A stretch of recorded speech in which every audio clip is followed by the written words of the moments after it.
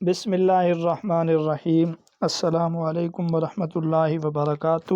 آپ دیکھ رہے ہیں سبل السلام اور میں ہوں مدثر اقبال۔ آج کے ہمارے لیکچر کا جو عنوان ہے وہ ہے حضرت عثمان غنی رضی اللہ تعالی عنہ پر اعتراضات اور ان اعتراضات کا جائزہ۔ اس حوالے سے کچھ چیزیں ہم انشاءاللہ آج پڑھیں گے۔ ناظرین اور سامعین، سرکار دو عالم صلی اللہ علیہ وسلم کی زبان مبارک سے کئی بار جنت کی بشارت پانے والے، بیر روما کو وقف کرنے والے اور بیر روما کو وقف کر کے جنت میں چشمے کے مالک بننے والے، غزوہ تبوک کے موقع پر عسرت و تنگ دستی کے دور میں سب سے زیادہ فیاضی فرما کر لسان نبوت سے داد تحسین پانے والے، اور اس موقع پر یعنی غزوہ تبوک کے موقع پر سرکار کا یعنی آپ صلی اللہ علیہ وسلم کا ان کی نظر کردہ رقم کو اچھالتے ہوئے یہ تاریخی جملہ ارشاد فرمانا کہ آج کے بعد عثمان پر کسی عمل کا مواخذہ نہیں ہوگا۔ سرکار دو عالم صلی اللہ علیہ وسلم کی دو شہزادیوں کا یکے بعد دیگرے ان کے عقد میں آ کر ذوالنورین کا خطاب پانے والے بیعت رضوان کے موقع پر سرکار دو عالم صلی اللہ علیہ وسلم نے اپنے دست کریم کو حضرت عثمان غنی رضی اللہ تعالی عنہ کا ہاتھ قرار دے کر انہیں شامل بیعت فرمایا۔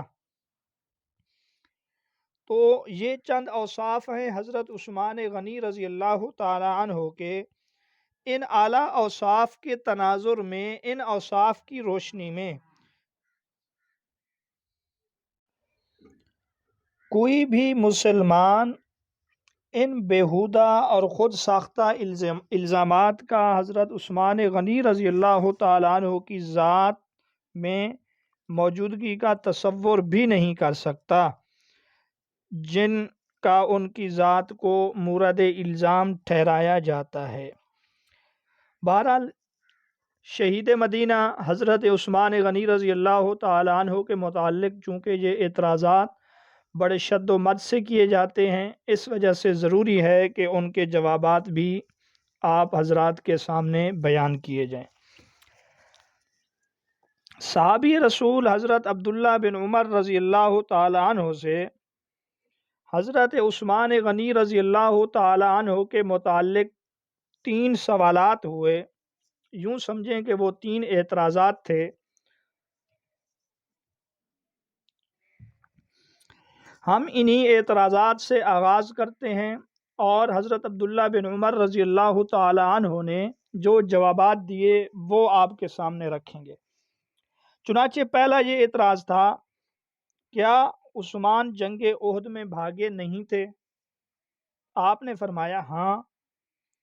دوسرا سوال یہ کہ کیا عثمان غنی جنگ بدر میں غیر حاضر نہیں تھے؟ آپ نے فرمایا ہاں۔ اس کا تیسرا سوال یہ تھا کہ کیا بیعت رضوان میں وہ غائب نہیں تھے؟ آپ نے فرمایا ہاں۔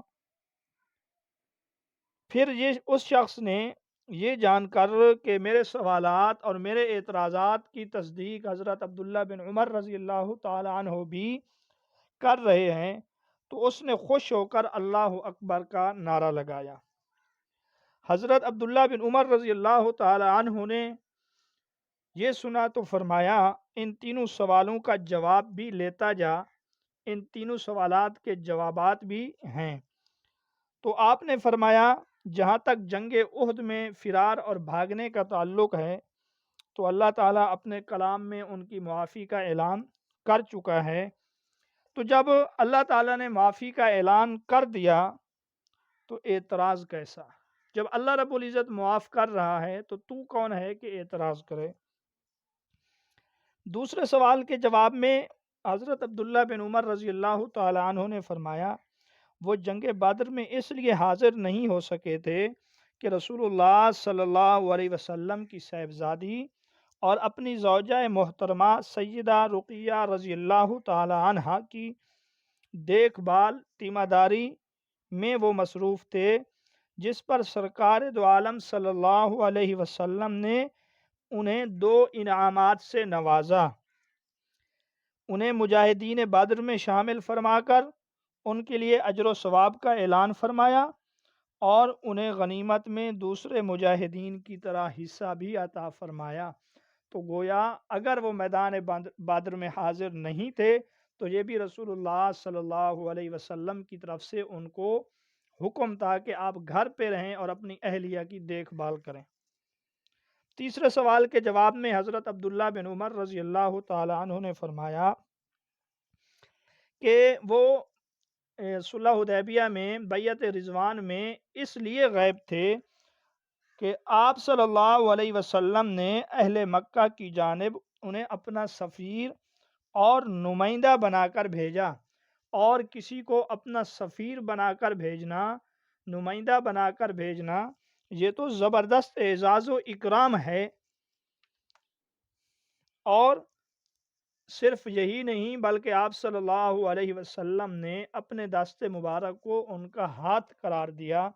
تو گویا آپ نے فرمایا کہ جس چیز کو تم اعتراض سمجھ رہے ہو وہ تو ان کے لیے اعزاز ہے کہ وہ رسول اللہ صلی اللہ علیہ وسلم کے نائب اور سفیر کی حیثیت سے اہل مکہ سے گفتگو کرنے کے لیے تشریف لے گئے۔ تو یہ وہ اعتراض تھے جو ایک صحابی رسول کے سامنے رکھے گئے۔ یہ وہ 3 اعتراضات تھے جن اعتراضات کے اعتراف میں جب صرف حضرت عبداللہ بن عمر نے اعتراف کیا تو وہ معترض خوش ہو کر اللہ اکبر کا نعرہ لگاتا ہے اور یہ سمجھتا ہے کہ میرے اعتراضات درست ہیں، لیکن صحابی رسول نے ان کے اعتراضات کا جواب دے دیا۔ آگے بڑھتے ہیں مزید اعتراضات کی طرف۔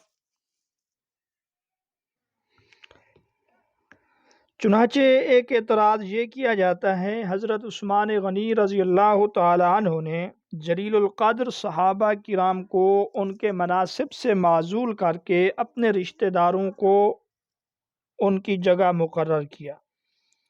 مثلا کوفہ سے حضرت مغیرہ بن شعبہ رضی اللہ تعالی عنہ کو معزول کیا، پھر حضرت سعد بن ابی وقاص رضی اللہ تعالی عنہ کو مقرر کیا، ان کو بھی معزول کیا، اور ولید بن عقبہ کو گورنر بنایا۔ بصرہ سے حضرت ابو موسیٰ اشعری رضی اللہ تعالی عنہ کو معزول کر کے حضرت عبداللہ بن عامر رضی اللہ تعالی عنہ کو مقرر کیا۔ مصر سے حضرت عمرو بن عاص رضی اللہ تعالی عنہ کو معزول کر کے عبداللہ بن ابی سرا رضی اللہ تعالی عنہ کو مصر کا گورنر بنایا۔ تو وہ کہتے ہیں ان تمام کارروائیوں کی جو اصل بنیاد ہے وہ رشتہ داروں کو اقربا پروری ہے، کیونکہ یہ جو ہیں حضرت عثمان غنی رضی اللہ تعالی عنہ کے قریبی رشتہ دار ہیں۔ تو یہ ایک بڑا اعتراض ہے حضرت عثمان غنی رضی اللہ تعالی عنہ کے اوپر۔ اب ہم اس کے جو جوابات ہیں وہ آپ کے سامنے رکھیں گے۔ ان جوابات کے بعد آپ انصاف سے دیکھیں تو آپ کو پتہ چلے گا حضرت عثمان غنی رضی اللہ تعالی عنہ کا اس معاملے میں بالکل بھی کوئی قصور اور غلطی نہیں ہے۔ حضرت عثمان غنی رضی اللہ تعالی عنہ کے عہد خلافت میں 42 اہم مناصب میں سے صرف 6 مناصب پر بنو امیہ کے لوگ مقرر تھے، لہٰذا یہ اعتراض تو ختم کہ آپ نے اپنے ہی لوگوں میں مناصب تقسیم کیے، حالانکہ 42 میں سے صرف 6 پر بنو امیہ کے لوگ تھے، اور وہ بھی انتہائی ذمہ دار اور قابل اعتماد اور اس منصب کے لائق اور اہل تھے۔ اور ان 6 میں سے حضرت امیر معاویہ رضی اللہ تعالی عنہ کا تقرر حضرت عمر رضی اللہ تعالی عنہ کے زمانے سے تھا، حضرت عثمان غنی رضی اللہ تعالی عنہ نے اس کو برقرار رکھا ہے۔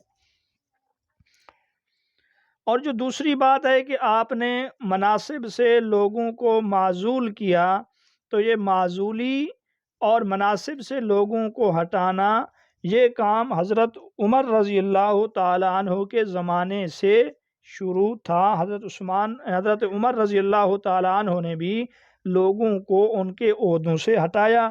مثلا حضرت خالد بن ولید رضی اللہ تعالیٰ عنہ ایک بہت بڑی مثال ہیں اس حوالے سے۔ اسی طرح حضرت مغیرہ بن شعبہ رضی اللہ تعالیٰ عنہ کو ہٹانے کی وصیت حضرت عمر رضی اللہ تعالیٰ عنہ کر چکے تھے حضرت عثمان غنی کو، کہ ان کو عہدے سے ہٹا دیا جائے، یعنی جو بھی خلیفہ بنے وہ مغیرہ بن شعبہ رضی اللہ تعالیٰ عنہ کو کوفہ کے منصب سے، گورنری سے معزول کر دے۔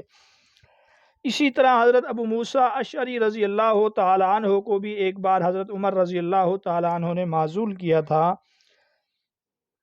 اور جو حضرت سعد بن ابی وقاص رضی اللہ تعالیٰ عنہ کی معزولی ہے، اس کی وجہ یہ بتائی جاتی ہے کہ ان کا بیت المال کے جو اس وقت افسر اور نگران تھے حضرت عبداللہ بن مسعود رضی اللہ تعالیٰ عنہ، ان کے ساتھ کسی مسئلے میں انہوں نے بیت المال سے قرض لے لیا تھا، اس پر ان کا جھگڑا ہوا تھا، کیونکہ وہ بر وقت اس کو ادا نہیں کر سکے، اس وجہ سے ان کو معزول کیا گیا، نہ کہ محض اس وجہ سے کہ ان کو معزول کر کے اپنے کسی ذاتی، اپنے کسی قریبی کو ان کی جگہ منصب پر مقرر کرنا تھا۔